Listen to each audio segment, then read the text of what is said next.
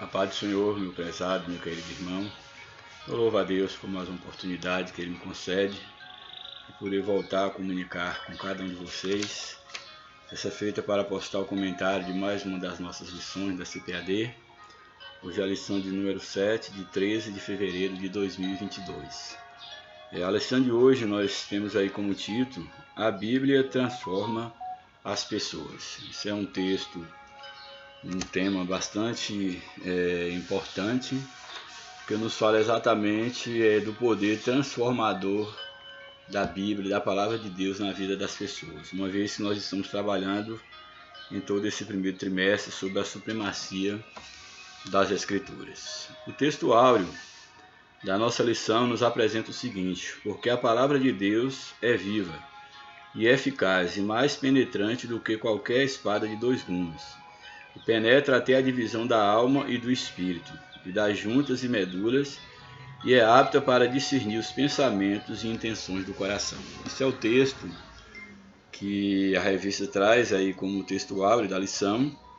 Esse texto ele vai reaparecer aí na leitura bíblica em classe, portanto eu não estarei fazendo comentário nesse momento, mas logo mais, quando estivermos aí estudando a leitura bíblica em classe aí da nossa revista. A verdade prática da lição,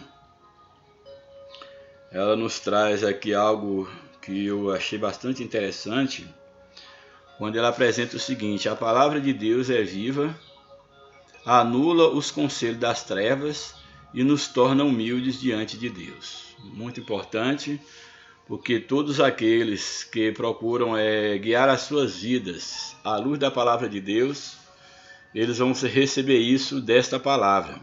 É uma palavra que ela é viva, porque ela é de Deus, e Deus, Ele é o Deus vivente, é o Deus vivo. Como o autor da Bíblia é o próprio Deus, que vive eternamente, a sua palavra também é viva. E o texto aqui nos apresenta essa verdade prática, que a palavra de Deus ela anula os conselhos das trevas.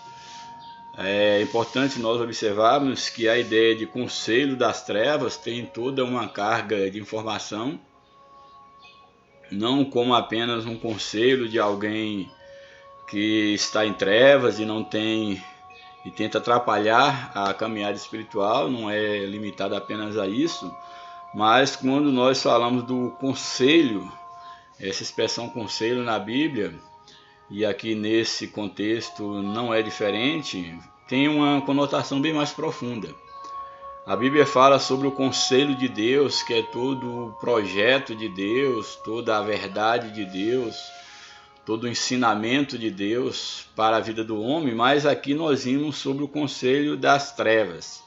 Então aqui, conselho das trevas, nós podemos tomar uma análise como sendo todos os projetos das trevas que militam contra os projetos do reino. Então o conselho das trevas podemos dizer que é toda a influência maligna que tenta desvirtuar o caminho do evangelho, que tenta iludir, que tenta afastar o homem de Deus.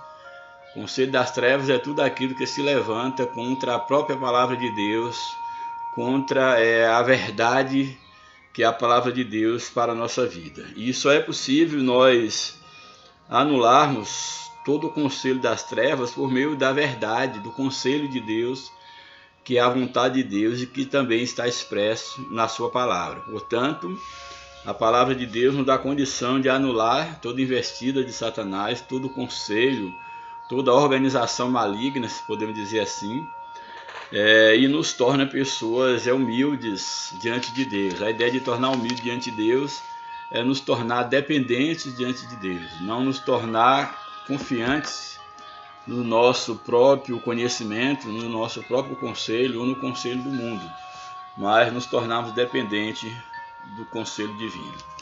A leitura bíblica em classe, o primeiro texto está em dois textos, está no livro de Hebreus, no capítulo de número 4 do livro de Hebreus, o verso 11 ao 13. Eu vou ler os versos que antecedem para que nós possamos contextualizar o que temos aí no livro de Hebreus, capítulo 4. Depois vamos para 2 Coríntios, o capítulo 10. Em Hebreus capítulo 4, aí os primeiros versos desse capítulo, Diz o seguinte: portanto, tendo-nos sido deixada a promessa de entrarmos no seu descanso, ou seja, na vida eterna, Cristo, ele foi e prometeu que nós haveríamos de entrar no seu descanso eterno, porque ele foi nos preparar lugar. Aí então o livro de Hebreus diz que, tendo sido deixada a promessa de entrarmos no seu descanso, temamos, ele fala, não haja algum dentre vós que pereça, que pareça ter falhado. Então Paulo temia que, mesmo diante da promessa de entrar na vida eterna, ele temia que houvesse entre os irmãos alguns que pudessem, ou que tivessem falhado diante dessa promessa. E aí o verso 2 ele apresenta: porque também a nós foram pregadas as boas novas, assim como a eles, mas a palavra da pregação não lhes aproveitou, porquanto não chegou a ser unida com a fé naqueles que a ouviram. Aqui faz uma referência também aos judeus, que foram lhes anunciada a promessa de salvação, mas eles não a receberam com fé, rejeitaram o Cristo, aquele que veio para o que era seu. Mas ele diz aqui: mas a palavra da pregação não lhes causou proveito, porquanto não chegou a ser unida com a fé naqueles que a ouviram. E ele faz uma ressalta no início desse verso, que também a nós foram pregadas as boas novas, assim como eles. Ou seja, assim como aos judeus foram pregadas as boas novas, também à igreja, também aos gentios. Porém, eles não abraçaram por fé as boas novas que lhes foram anunciadas. O verso 3: porque nós, os que temos crido, que entramos no descanso, tal como disse: assim jurei na minha ira, não entrarão no meu descanso, embora suas obras estivessem acabadas desde a fundação do mundo. Aqui faz uma referência ao povo de Deus que se rebelou contra Deus, e Deus então jurou que esse povo não entraria no descanso, exatamente por causa da sua desobediência. Toda aquela geração que saiu no Egito não entrou no descanso terrestre, na Canaã terrestre, como também eles estiveram afastados de Deus. E sabemos que é necessário que, de fato, Israel ele se volte para Deus, se converta ao Senhor, para que, de fato, eles possam, por meio da conversão a Cristo, eles entrarem no verdadeiro repouso, no verdadeiro descanso, que não foi Moisés, não foi Josué que alcançou o verdadeiro descanso. Mesmo Josué tendo conduzido o povo a entrar na terra de Canaã, mas aquele não é o último e o verdadeiro descanso preparado por Deus para os seus filhos. E aqui o texto diz que eles não entraram no descanso, embora as suas obras estivessem acabadas desde a fundação do mundo. Ou seja, tudo já havia sido preparado mesmo antes da fundação do mundo. Verso 4: pois em certo lugar disse ele assim do sétimo dia, e descansou Deus no sétimo dia de todas as suas obras. E outra vez, neste lugar não entrarão no meu descanso. Que fala da criação divina, a criação dos céus e da terra. Fala quando dessa criação e que Deus descansou da sua criação. E num outro momento fala que o povo não entraria no descanso de Deus. Verso 6: visto, pois, resta que alguns entrem nele, e que aqueles a quem anteriormente foram pregadas as boas novas não entraram por causa da desobediência, que foi o povo de Israel, determina outra vez um certo dia, hoje dizendo por Davi, depois de tanto tempo, como antes fora dito: hoje, se ouvirdes a sua voz, não endureçais os vossos corações, como aquele povo fizeram ali na sua rebeldia no deserto contra Deus. Porque se Josué lhes houvesse dado descanso, não teria falado depois disso de outro dia. Aqui faz um paralelo mostrando que de fato Josué introduziu o povo na Canaã terrestre, mas esse não é o verdadeiro descanso que Deus tem para o seu povo, porque o descanso que Deus tem é um descanso eterno, é um descanso espiritual no novo céus e numa nova terra.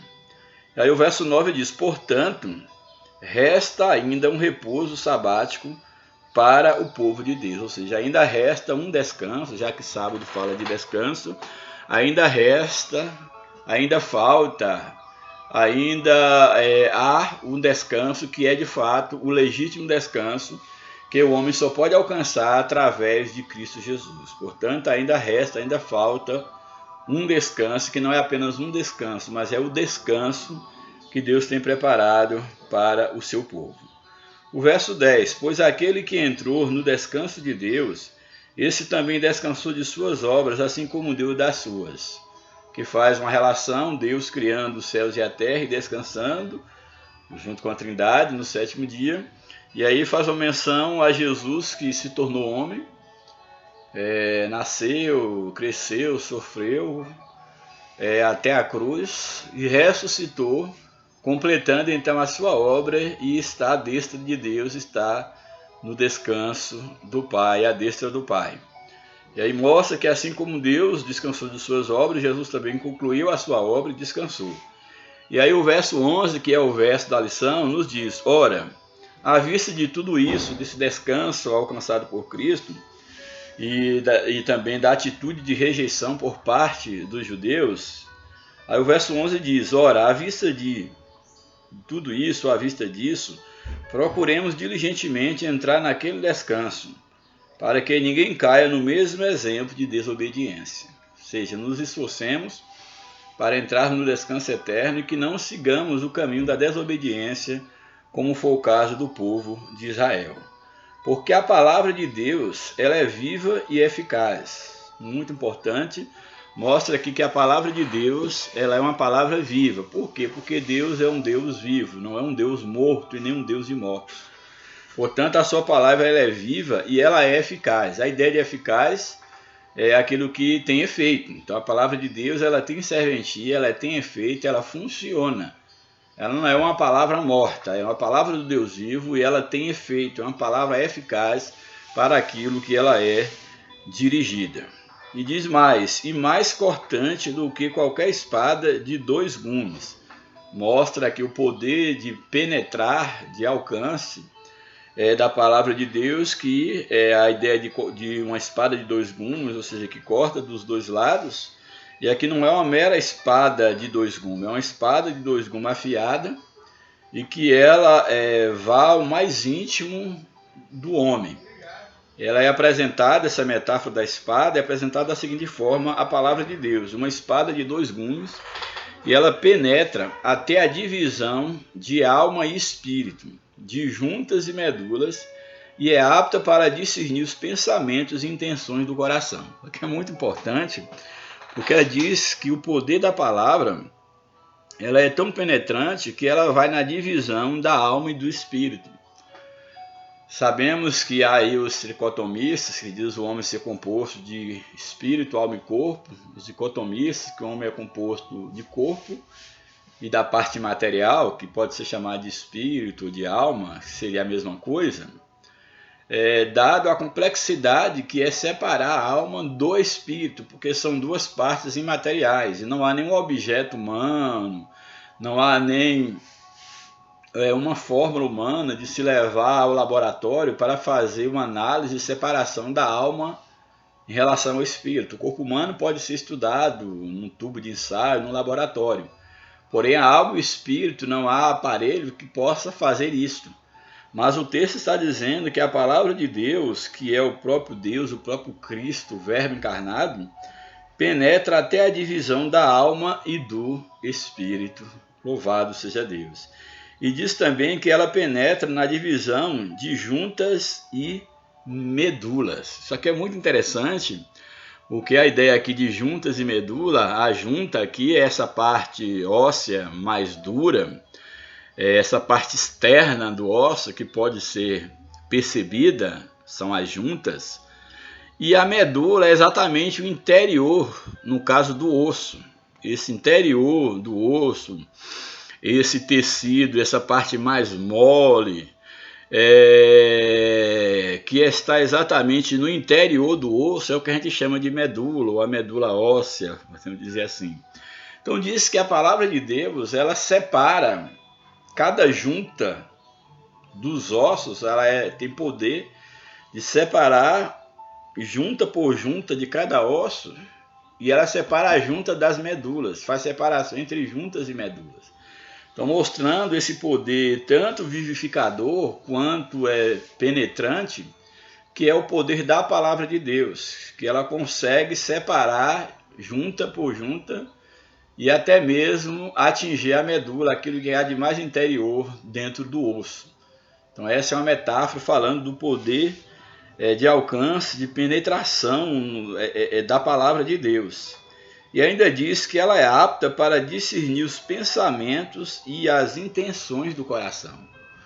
Muito importante, porque aqui fala de uma profundidade do alcance da palavra de Deus, que ela tem o poder de separar. Isso aqui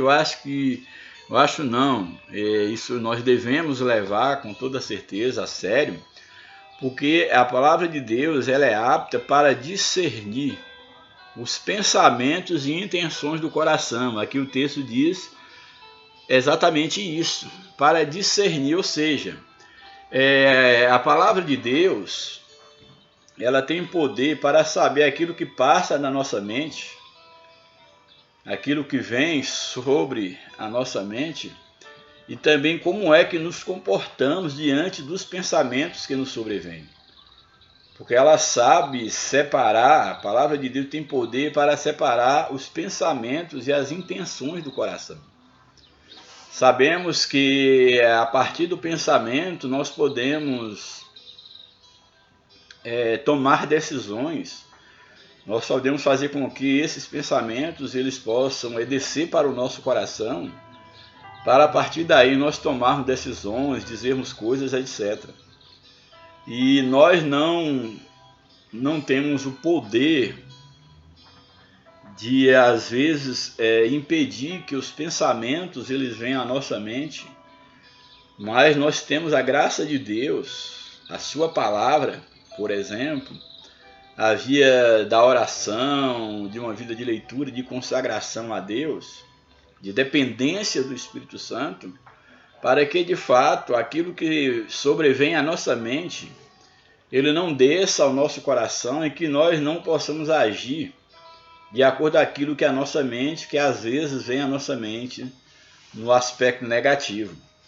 Porque Deus ele sabe muito bem discernir aquilo que vem sobre a nossa mente, e às vezes nós nem podemos evitar, da forma como nós lidamos com os pensamentos, da intenção do nosso coração diante das várias sugestões malignas para nos distanciarmos de Deus.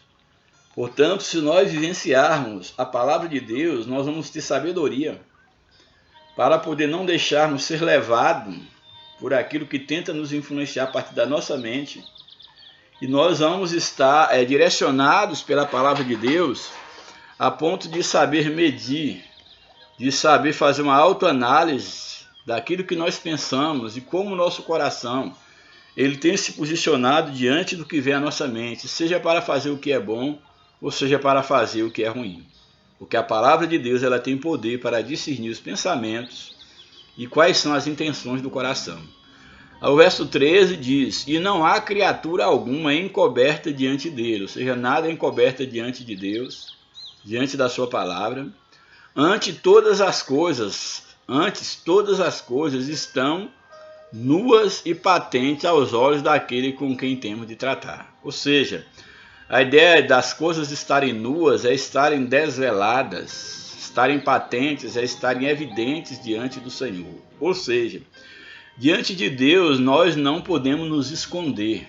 As nossas atitudes, as nossas decisões, os nossos pensamentos, as intenções do nosso coração, elas estão desveladas diante de Deus. Deus conhece o que passa na nossa mente, qual é a intenção do nosso coração, porque nada escapa do olhar do Senhor, coisa alguma pode estar encoberta diante dele, porque todas as coisas estão nuas e patentes aos olhos daquele diante do qual nós haveremos de tratar ou de prestar contas.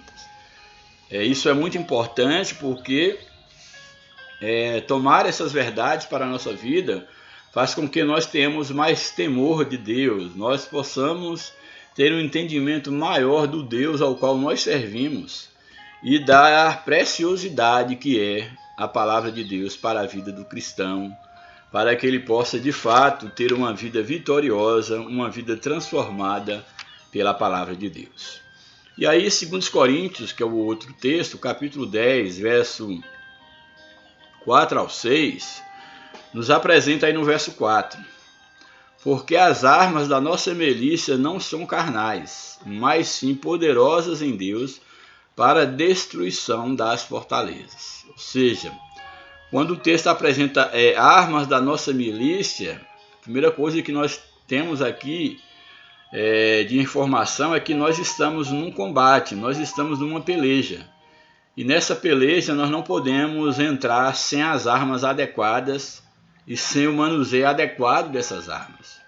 Porém o texto toma aqui a metáfora das armas, aqui sempre relembrando o soldado romano, dentro desse contexto histórico aí do século I.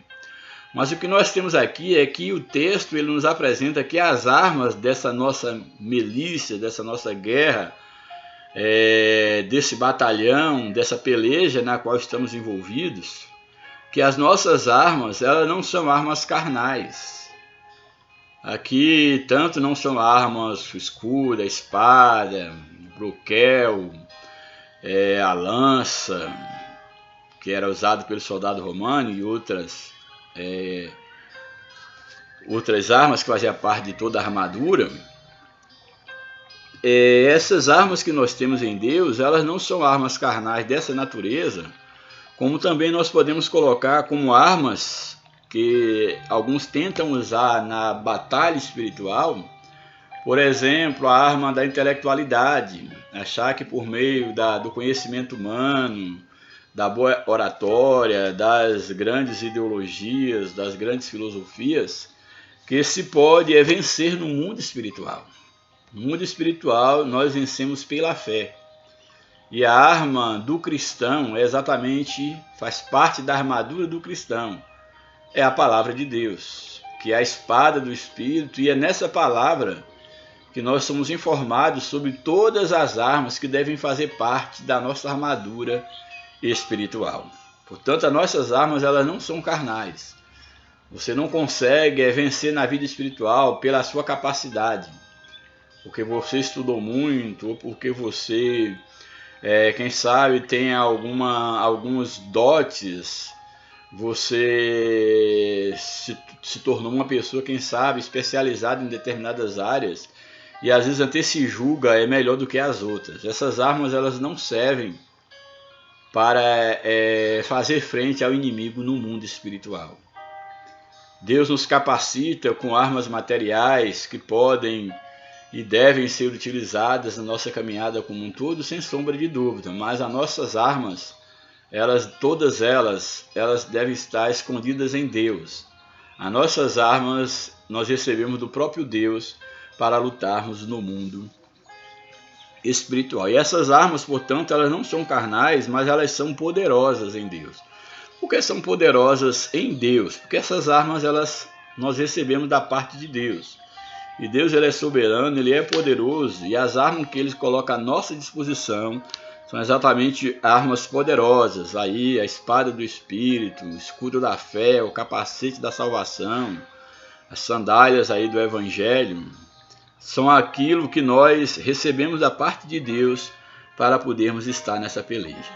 E o verso 5, e é aí interessante, é o final do verso 4, que diz que são poderosos em Deus para a destruição das fortalezas. Ou seja, todas as fortalezas, tudo aquilo que se levantar contra nós será destruído pelas armas que nós temos em Deus.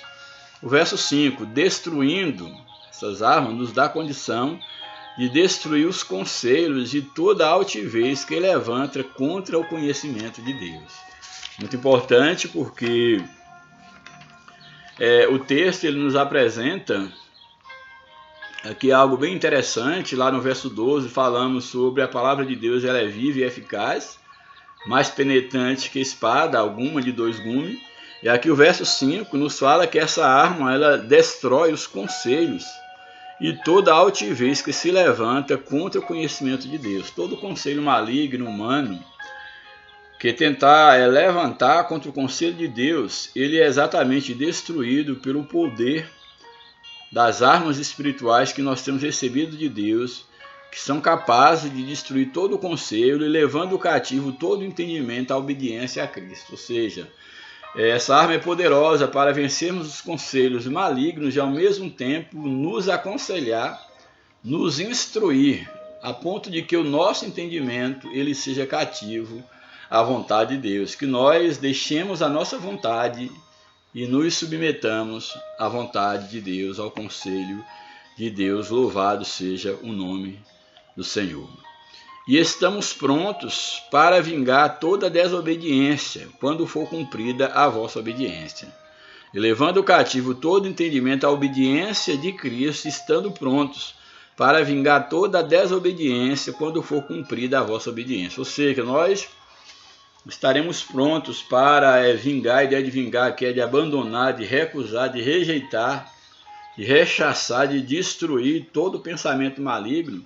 Mas isso só é possível quando a palavra de Deus ela se tornar uma verdade na nossa vida e nós estivermos obedientes, como o texto nos apresenta, quando for cumprida a vossa obediência. Quando nós formos vencidos pela palavra, que estivermos em íntima obediência, em íntimo acordo com a vontade, com a palavra de Deus, nós teremos força para destruir toda forma de engano. Louvado seja o nome do Senhor. A introdução da nossa lição nos apresenta: a Bíblia é de origem divina, seu autor é o único Deus vivo e verdadeiro.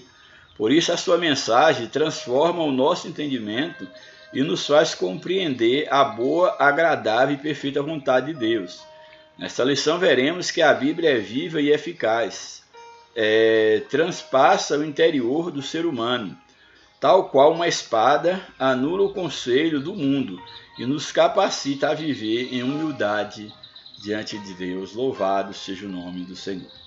O primeiro tópico da lição nos apresenta: a Bíblia é a palavra viva de Deus. Primeiro subtópico: a palavra de Deus é viva e eficaz. Os israelitas não entraram em Canaã por negligenciar a palavra de Deus. O autor aos Hebreus faz um alerta para os cristãos não cometerem o mesmo erro. Nesse propósito, ele lembra que a palavra de Deus é viva, como nós falamos no início. A palavra de Deus é viva. E o coração, onde ela chega, ela transmite vida. Portanto, a palavra de Deus é viva, pois o Deus da palavra é um Deus vivo. Se a palavra é de Deus e Deus é um Deus vivo, sua palavra é vida e vida eterna. Portanto, a palavra de Deus, deve ser obedecida a fim de evitar o juízo e a morte, o castigo e a morte. Não se trata de ensino obsoleto, ao contrário, a palavra de Deus, ela vive e permanece viva, porque o Altíssimo vive desde a eternidade. Então Deus, ele é de eternidade em eternidade, e a sua palavra, ela não passa. Pode passar os céus e a terra, mas a sua palavra permanece para sempre, porque o autor dessa palavra é Deus e ele é eterno. Por essa razão, a palavra é igualmente eficaz, isto é, opera a vontade de Deus, jamais volta vazia e sempre realiza o seu propósito, segundo Isaías 55:11. A palavra de Deus, ela cumpre o propósito para o qual ela foi enviada. Subtópico 2. A palavra de Deus é espada penetrante. O texto sagrado descreve as Escrituras como mais penetrante do que qualquer espada de 2 gumes. O uso figurado da espada de 2 gumes simboliza que a palavra de Deus ela é tão bem afiada que nada existe que ela não possa traspassar. Ou seja, a palavra de Deus, ela transpassa tudo. Não há coração duro o suficiente para que não seja alcançado pela palavra de Deus. Nenhuma resistência humana consegue impedir a ação da espada do Espírito. Assim, a palavra penetra até a divisão da alma e do espírito e das juntas e medulas. Significa que ela atinge o âmago de nosso ser, nosso interior, examina os segredos obscuros e revela o nosso verdadeiro caráter. À luz da palavra de Deus, o homem ele é despido. Ainda expõe os desejos da nossa alma e os conflitos entre o nosso espírito e a carne. Então, a palavra de Deus tem esse poder de mostrar as nossas mazelas e nos purificar através do sangue de Cristo, que é a palavra viva, que é a palavra encarnada. E a palavra de Deus, ela tem essa capacidade de poder mostrar os nossos conflitos, a guerra que há entre a carne e o espírito, entre fazer a vontade de Deus e a nossa vontade e a vontade do mundo. E ela desvenda todo o nosso ser, mostra o nosso verdadeiro caráter e aquilo que nós precisamos mudar para de fato nos tornarmos semelhantes a Cristo. Louvado seja Deus. Também o terceiro subtópico, a palavra de Deus, ela é apta para discernir. A mensagem bíblica, ao penetrar no coração do homem, a mensagem bíblica, ela também é apta para discernir os pensamentos e as intenções do coração. Nada está imune ao discernimento da palavra de Deus. Até os nossos pensamentos mais íntimos, as nossas motivações mais espúrias são desvendadas. Os pecados escondidos são revelados, a hipocrisia e a rebeldia são desmascaradas. Coisa alguma pode ser escondida de Deus. Toda a verdade é exposta aos olhos daquele com quem temos de tratar, como nós já falamos. Portanto, se o nosso coração se render à palavra de Deus, seremos salvos. Porém, se endurecermos, tal qual os israelitas no deserto, a palavra nos julgará e, por fim, nos condenará. Eu acho isso aqui muito importante, porque a palavra de Deus, ela traz vida, ela mostra ao homem o caminho da vida e ela nos conduz no caminho da vida. Porém, também essa mesma palavra que dá ao homem a oportunidade de voltar-se para Deus, é essa mesma palavra pela qual nós seremos julgados e condenados se não vivermos segundo os preceitos divinos. Louvado seja o nome do Senhor. O tópico 2 da lição, a Bíblia anula os conselhos do mundo. Primeiro subtópico desse tópico, as armas da nossa milícia. Paulo esclarece aos Coríntios que as armas da nossa milícia, elas não são carnais. Isso porque a nossa luta é de ordem espiritual. Nós não lutamos contra o homem, não lutamos contra as pessoas. Nós lutamos contra as influências malignas sobre a vida das pessoas e sobre o mundo que jaz no maligno.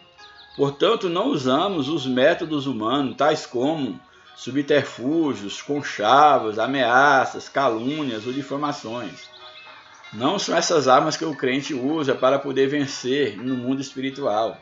Caluniar o outro, mentir, levantar falso testemunho, isso são armas malignas. A nossa arma tem que ser a verdade, tem que ser a palavra de Deus, a fim de que nós possamos vencer a mentira, o erro, o engano. Nosso poderio de ataque não é carnal, nossas armas são poderosas em Deus. O conselho bíblico é tomar toda a armadura de Deus, a verdade, a justiça, o evangelho, a fé, a salvação, a espada do Espírito e a oração perseverante. São armas que nós devemos usar para lutarmos nessa guerra no mundo espiritual. O subtópico 2, a destruição das fortalezas. A Bíblia afirma que o mundo jaz no maligno.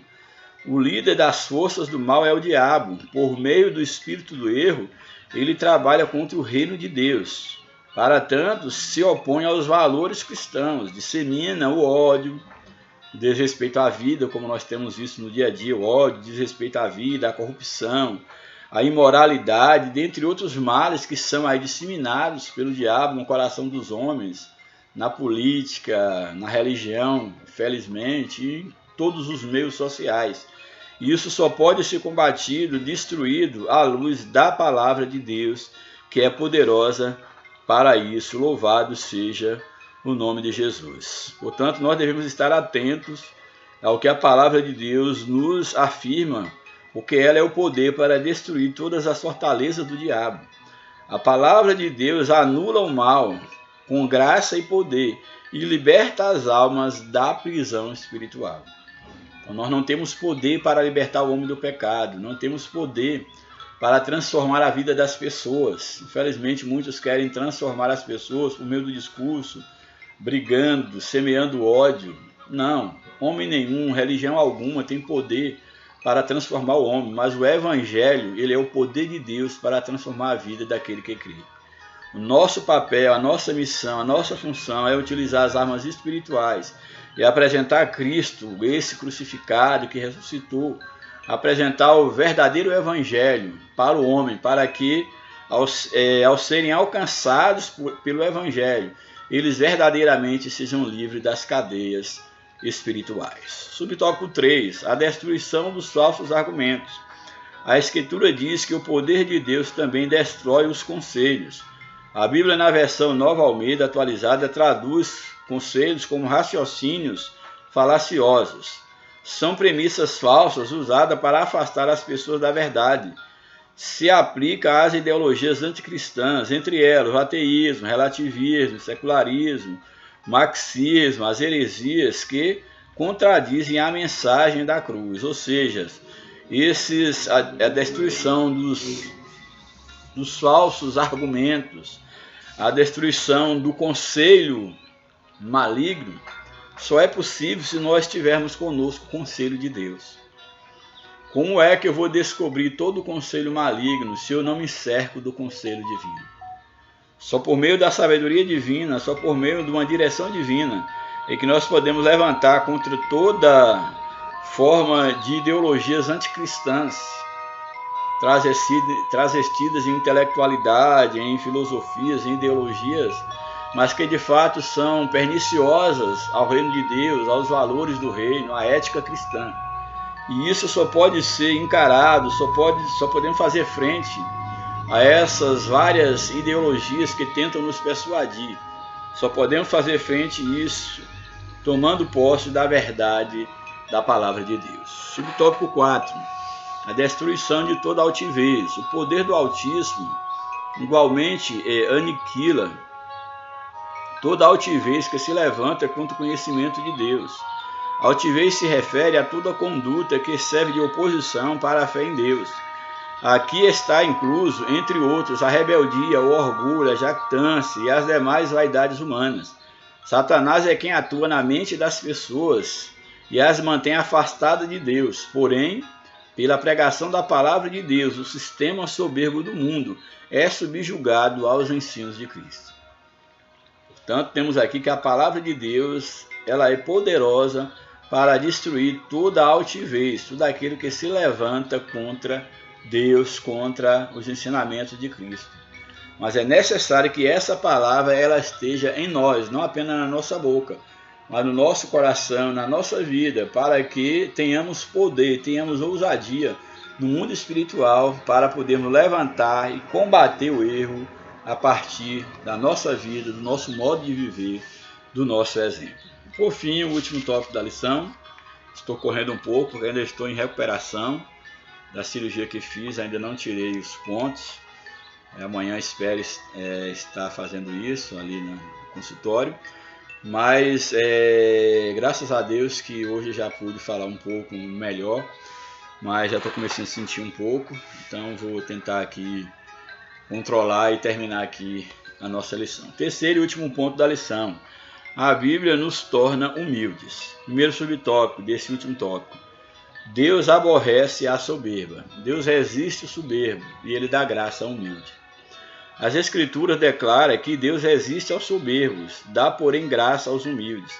Isso indica que Deus abomina os arrogantes que confiam na sabedoria mundana e rejeitam os preceitos divinos. Por isso Tiago exorta, sujeitai-vos, pois, a Deus, que estejam submissos a Deus. E aí Tiago 4,7, Tiago também 4,10 diz, humilhai-vos perante o Senhor.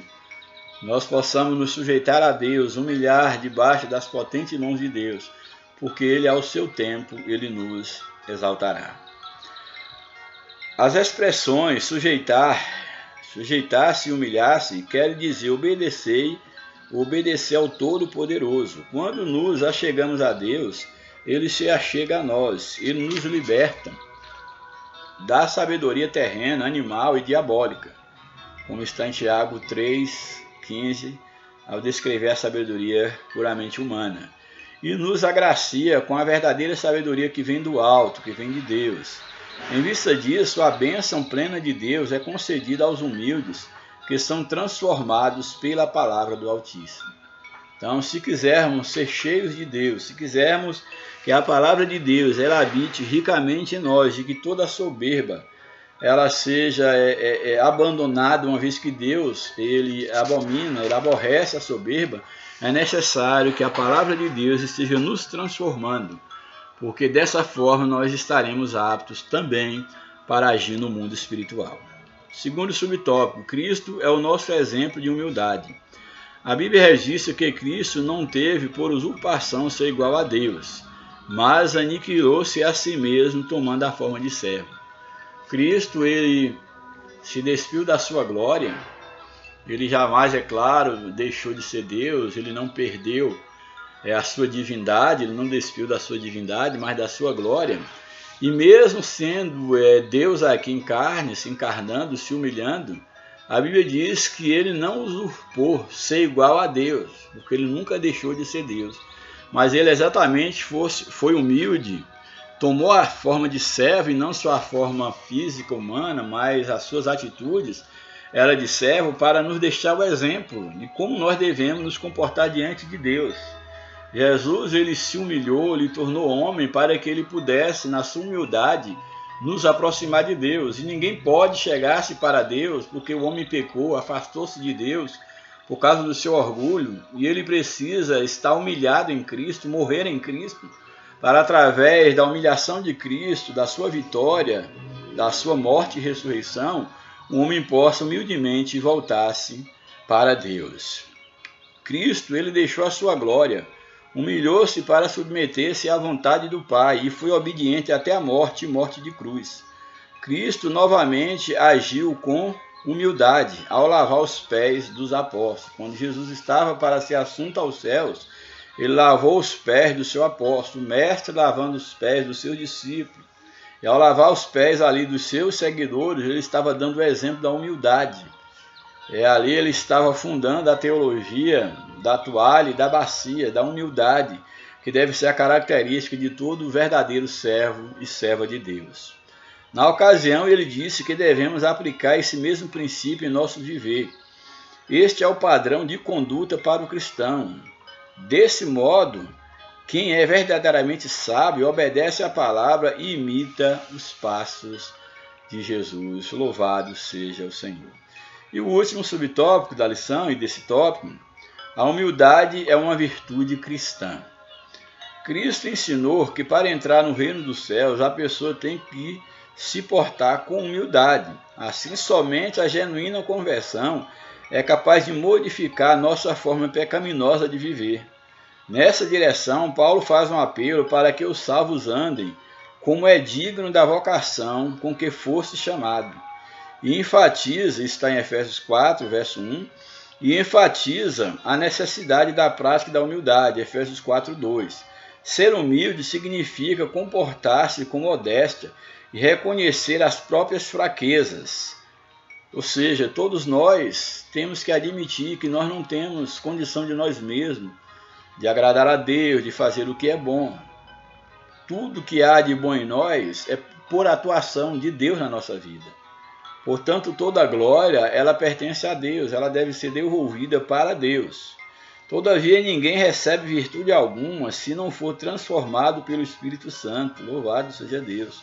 Ou seja, quer dizer que uma pessoa que não foi purificada pela palavra de Deus não pode ser verdadeiramente humilde segundo as Escrituras. Ou seja, a verdadeira humildade para com Deus, diante de Deus, é aquela humildade que ela é fruto, ela é consequência de alguém que já foi totalmente dominado por Cristo. Alguém cujo coração Cristo já foi gerado e que ele não vê em si nenhum mérito, não vê em si nenhuma capacidade, mas que ele procura desenvolver a sua vida debaixo da capacidade de Deus.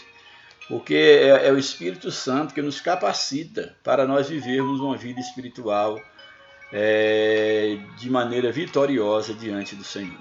A conclusão da lição: o Altíssimo não tolera a soberba humana, nem a rejeição à revelação divina. Os israelitas que se rebelaram contra ela sucumbiram no deserto.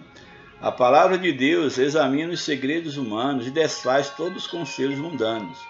Os humildes que se sujeitam a Deus e a sua palavra são transformados e agraciados com a plenitude das bênçãos divinas. Ou seja, todo homem que ele se volta para Deus, é necessário que ele reconheça que Cristo é o Senhor. Jesus Cristo é o único Senhor. Ele é o único que pode nos conduzir a Deus. E diante do Senhor não há lugar para Senhor, para a prepotência, para a arrogância, mas há lugar apenas para servos.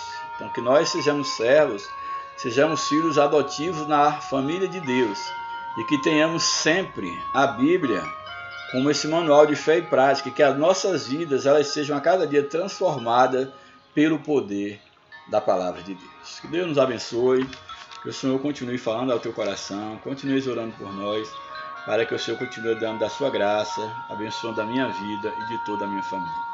Um grande abraço, a paz do Senhor, que Deus nos abençoe, em nome de Jesus. Amém.